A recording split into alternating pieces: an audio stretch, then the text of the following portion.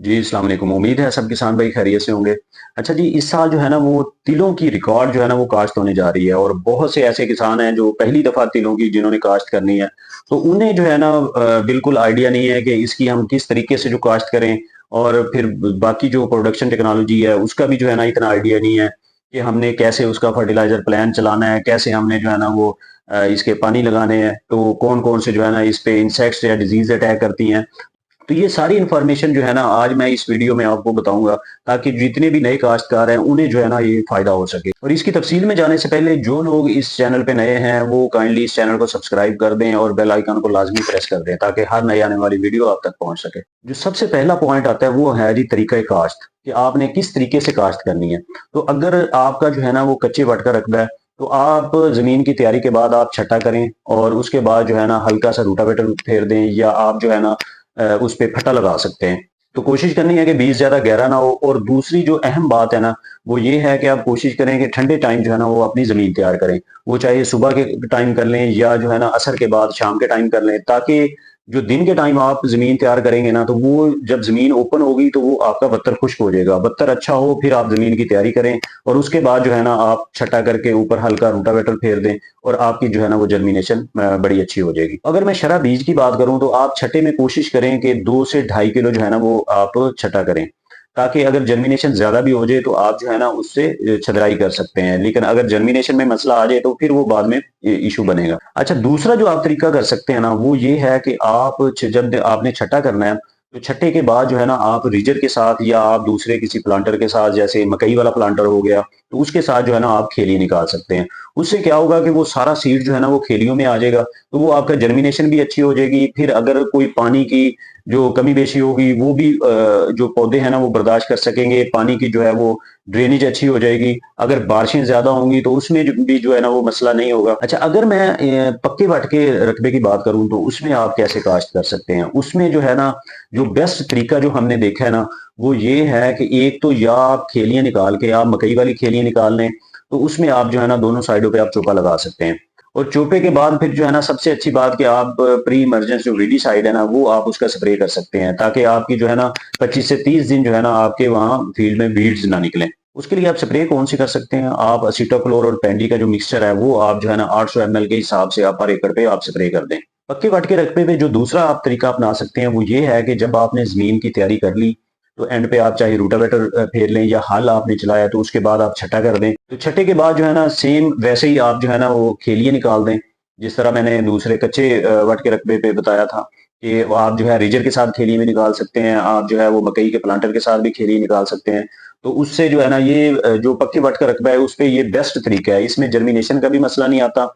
इसमें फिर जो है ना पानी की भी कोई मसाइल नहीं आते। अगर पानी कोई कुछ देर खड़ा भी रहे तो कोई उसमें इशू नहीं आता। जो पर एकड़ सीड है ना वो है जी 2 से 2.5 किलो। अगर आपने चोपे पे काश्त करना है तो 2 किलो काफी होता है। अगर आपने जो है ना छठे पे काश्त करना है तो वो आप फिर जो है ना 2 किलो से बढ़ा सकते हैं, 2 से 2.5 किलो कर सकते हैं, क्योंकि उससे जो है ना वो जर्मिनेशन का मसला आता है। और पक्के वट के रकबे पे आपने कोशिश करनी है कि बीज गहरा ना जाए, क्योंकि जमीन पक्की होती है और बीज में इतनी जान नहीं होती कि वो जो है ना इतना जोर लगा के वो ऊपर निकल सके।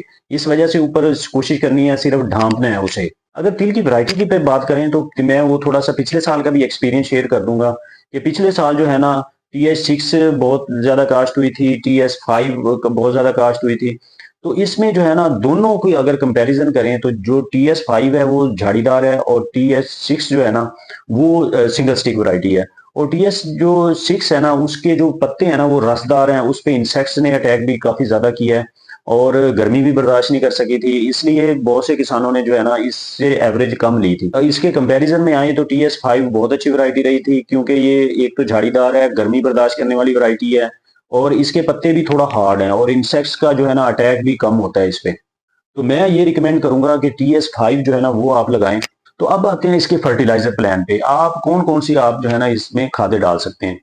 तो अगर आप इसके प्रॉपर फर्टिलाइजर प्लान की तरफ आए तो आप जो है ना जमीन की तैयारी में DAP डालें, आप पौनी बोरी डाल दें, 1 बोरी डाल दें। तो उसके बाद जो पहला पानी है वो अगर आपने बत्तर पे काश्त किया है तो आपका पहला पानी जो है ना वो 25 से 30 दिन के बाद लगेगा। तो उसमें आपने पहले पानी पे आपने जो है ना 1 बोरी या पौनी बोरी आपने दोबारा डालनी है। तो उसके साथ आपने 2 से 3 किलो जो है ना वो सल्फर लाजमी डालना है।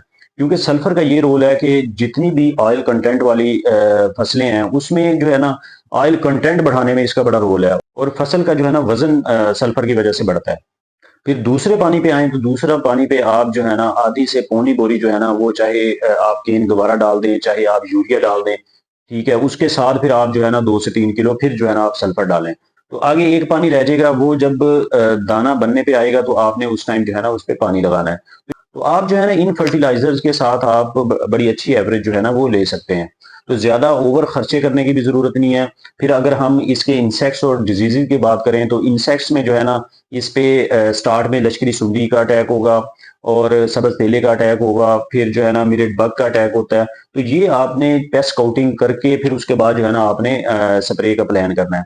तो जब आप पहले पानी से पहले आपको 1-2 स्प्रे जो है ना वो करनी पड़ेंगी उसमें लश्करी सुंडी की, और अगर आप देखेंगे कि अगर तेले का अटैक है तो तेले का भी जो है ना वो आप ऐड कर लेंगे। मैं स्प्रे की बात करूं तो आप स्प्रे के लिए अगर लश्करी सुंडी है तो लीफिनोरान का स्प्रे आप करें। अगर आपके जो है ना सब्ज तेले का अटैक है तो आप जो है थाइमिथॉक्सम का स्प्रे कर सकते हैं, आप डाइन्यूटिफिरान का स्प्रे कर सकते हैं। अगर आपके मिरिड बग का अटैक है तो मिरिड बग जो है ना वो आप क्लोथियाडिन उसमें ऐड कर लें, वो उससे जो है ना आपके कंट्रोल हो जाएगा। अगर हम बीमारियों की तरफ आए तो इस पे जो है ना विल्टिंग की बीमारी आती है कि पौधे अचानक जो है ना वो सूख जाते हैं। तो अगर आप बीमारी की बात करें तो इस पे जो है ना विल्टिंग की अक्सर बीमारी आ जाती है कि पौधे अचानक जो है ना वो सूखना शुरू हो जाते हैं। उसके लिए आपने क्या करना है कि आप पहले पानी के साथ जो है ना आप थायोफेनेट मिथाइल जो है ना वो आप 1 kg के हिसाब से वो फ्लड कर दें। तो उससे जो है ना वो आपकी बीमारी का अटैक भी कम हो जाएगा। तो ये आपकी फसल जो है ना 110 से 20 दिन जो है ना ये इसमें आपकी ये फसल तैयार हो जाएगी। तो इस प्लान के साथ आप चलें तो इंशाल्लाह अच्छी पैदावार आप ले सकते हैं। तो अगर कोई और सवाल हो तो आप जो है ना कमेंट बॉक्स में पूछ सकते हैं, आप मेरे कॉन्टैक्ट नंबर पे जो है ना वो आप कॉन्टैक्ट कर सकते हैं। उम्मीद है कि ये वीडियो आपके लिए फायदेमंद साबित होगी। अगर ये वीडियो आपको अच्छी लगे तो इस वीडियो को लाइक कीजिए, दूसरे किसानों तक भी शेयर कीजिए। अगली वीडियो तक के लिए इजाजत दें, अपना ख्याल रखिएगा। अल्लाह हाफ़िज़।